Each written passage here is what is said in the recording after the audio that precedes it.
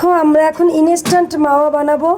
এই জন্য আমি কিন্তু একটা বাটিতে গুঁড়া দুধ নিয়েছি আর ঘি দিয়ে দিব, দিয়ে আমি এটাকে ইনস্ট্যান্ট মাওয়া বানাবো।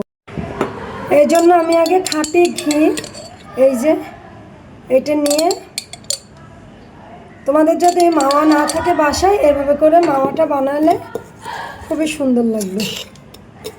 আরও ঘি লাগবে, ইনস্ট্যান্ট মাওয়া একটু ঘি লাগে বেশি।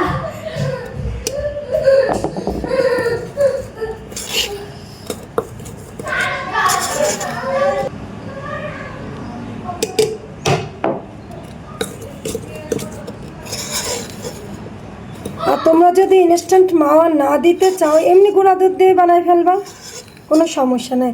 আমরা যেহেতু সুলতান ডাইনের থেকে জর্দা খেয়েছি, কাচ্চি ডাইন থেকে, কিন্তু তারা বিজনেস করে এই কারণে সব জিনিস পরিমাণে কম দেয়। আর আমরা যেহেতু বাসায় বানাবো একটু বেশি দিই। বাসার স্বাদ আলাদা, কেনার স্বাদ আলাদা। তো সুলতান ডাইন থেকে খেয়ে এসে আমি এবার মনে করলাম বাসায় তৈরি করি, আগেও করছি, তো আজকে আবার তৈরি করছি।